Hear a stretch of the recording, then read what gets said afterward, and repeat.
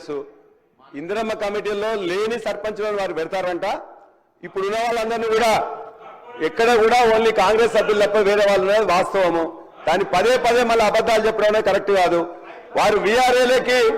విఆర్ఏలకి వారు ఏం చెప్పినా జీవో ఇచ్చి ఊరుకోలే అధ్యక్ష దరిదాపుగా 16,750 మంది విఆర్ఓలకి పత్రాలు ఇచ్చి వాళ్ళందరినీ కూడా జీతాలు కూడా ఇచ్చిన అధ్యక్ష ఒక్క 3,797 మాత్రమే కాలేదని చెప్పేసి మేము చెప్పినాం దాన్ని దయచేసి మంత్రి గారు గమనించాలి రెండోది వారు చెప్తున్నారు తెలంగాణ రాకముందు 30 సంవత్సరాల్లో గత అన్ని ప్రభుత్వాలు పెట్టిన ఖర్చు 11,000 ఖర్చు అయితే మేము పెట్టిన 9,000లో 9 సంవత్సరాల్లో మేము పెట్టిన ఖర్చు వాళ్ళకంటే ఒక 1,000 కోట్లు ఎక్కువ అధ్యక్ష ఇది 2,72,000 ఇచ్చినాం మీరు చూసుకొని లెక్కలు మీరు మంత్రిగా ఉన్నారు మీరు ఊరికేనే రాజకీయంగా ఊరికేనే స్టేట్మెంట్ ఇవ్వడం కాదు లెక్కలు చూసుకొని మీరు మాట్లాడండి అదే అధ్యక్ష చివరిగా INPR లో అది కూడా వారే చూస్తున్నారు ఇవాళ ఇన్ఫర్మేషన్ అండ్ పబ్లిక్ రిలేషన్ దానిలో కొంత నిధులు కేటాయించుకున్నారు ఇందులో ముఖ్యంగా 2 అంశాలు నేను మాట్లాడదలుచుకున్న అధ్యక్ష ఒకటి ఇవాళ ప్రజాస్వామ్యానికి మూల స్తంభాలంటే judiciary legislature executive and press and media ఆ ప్రెస్ మీడియాలో దాన్ని మనం 4th ఎస్టేట్గా పిలుచుకుంటుంటాం ఆనాడు వారి కోసం అని చెప్పేసి అనేక చర్యలు కూడా తీసుకున్నాం మీడియాకు అక్రెడిటేషన్ కార్డ్స్ ఇవ్వడం కానీ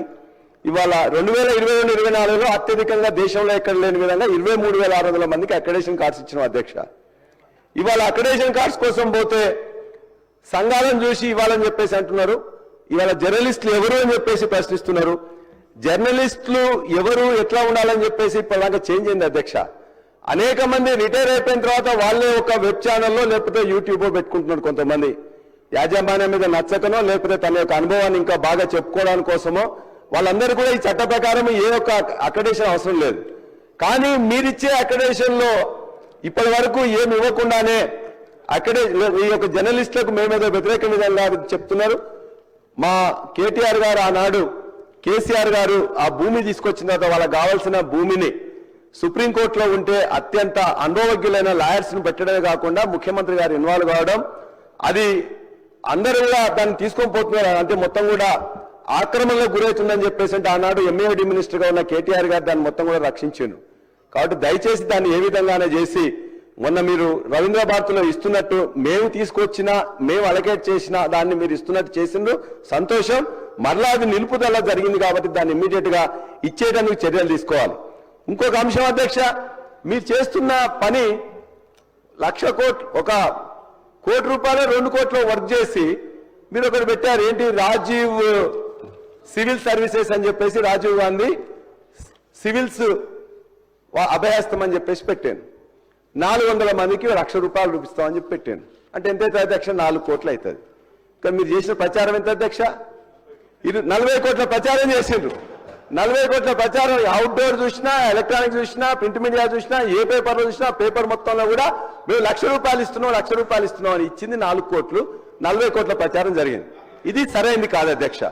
అంతేకాదు ఇంకోటి ఏంది రాజీవ్ ఆరోగ్యశ్రీలో 20 లక్షల మంది రాజీవ్ అరే అయిపోయి అధ్యక్ష గౌరవ సభ్యులు రెండోది 2,72,000 ఇళ్లకు ఆల్మోస్ట్ అయిపోయింది అక్కడక్కడే ఉన్నట్లయితే కొరవలు ఉంటే ఉన్నాయి అది అవునా కాదా అని చెప్పి మీరు చూడండి దానికి ఇప్పుడు మీరు 3 రంగుల కండ వేస్తుందా లేదా పింక్ కలర్ ఇవ్వాలా మీకు కాదు కాబట్టి 3 రంగుల కలర్ అదే వేసి మీరు ఇస్తున్నారు కదా మూసి నిర్వాసితులకు కానీ మూడోకి కానీ రెండోది సబ్జెక్టే సార్ వారు అడిగిన దానికి నేనేం అనట్లేదు సార్ వారు దీని మీద కూడా చేయండి ఖచ్చితంగా మీరు ఈ 15 నెలల్లో 15 ఇటుకలన్నా ఎక్కడన్నా పెట్టిండ్రా ఒక్క ఇల్లనే కంప్లీట్ అయినా మీరు చెప్పండి ఒక్క ఇల్లనే కంప్లీట్ అయినా చెప్పండి అదేవిధంగా INPR లో వారు చెప్పారు నేను స్పెసిఫిక్ గా చెప్తున్నా ఇవాళ ఈ యొక్క సివిల్స్ అభయహస్తంలో మీరు ఇచ్చిన 4 కోట్లకు ఎన్ని అడ్వర్టైజ్మెంట్ ఇచ్చిండ్రు అదేవిధంగా మీరు మహారాష్ట్రకు హర్యానాకు ఢిల్లీకి మీ యొక్క ఆ రోజు అక్కడ ఎన్నికలు జరుగుతుంటే మనకి ఏం సంబంధం అని చెప్పి మన డబ్బులు పెట్టి అక్కడ అడ్వర్టైజ్మెంట్ ఇచ్చిండ్రు ఎందుకు ఇచ్చిన అధ్యక్ష